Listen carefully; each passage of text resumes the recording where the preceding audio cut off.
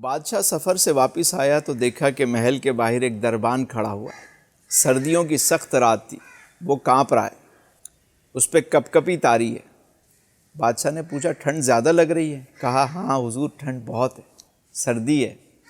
بادشاہ نے کہا میں اندر جا رہا ہوں، تمہارے لیے گرم کپڑے گرم لحاف بھیجتا ہوں۔ بادشاہ اندر گیا اور وہ اس بات کو بھول گیا اپنی ایکٹیویٹی میں، اپنی مصروفیت میں۔ اسے یاد نہ رہا کہ دربان کے ساتھ اس نے کوئی وعدہ کیا تھا۔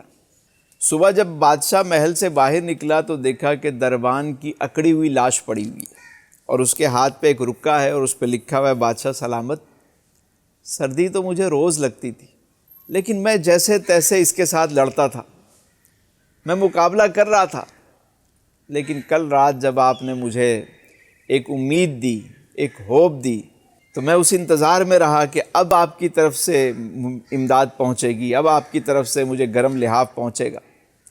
لیکن جب میری امید ٹوٹی تو میرا حوصلہ بھی ختم ہو گیا۔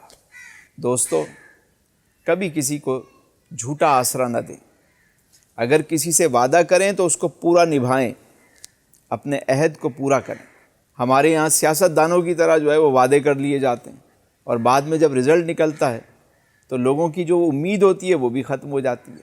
یہاں لوگ کہتے ہیں ہاں ہاں ہو جائے گا، آپ مجھے فون کر لینا، کام ہو جائے گا، اور جب فون کرنے کا ٹائم آئے صاحب فون ہی نہیں اٹھاتے، بات ہی نہیں سنتے۔ بھائی اگر آپ اتنا کر سکتے ہیں نا تو اتنا کہیں، اتنا نہ کہیں۔ جو آپ کر سکتے ہیں اتنا کریں۔ لوگ دھکے کھا کھا کے آپ کے پاس آتے ہیں، آپ اسے کہتے ہیں ہو جائے گا ہو جائے گا ہو جائے گا، اور پھر جب ان کی امید ٹوٹتی ہے تو وہ پھر مایوس ہو جاتے ہیں زندگی سے۔ خدا را کسی کی ہوپ نہ چھینے، کسی کی امید نہ چھینے۔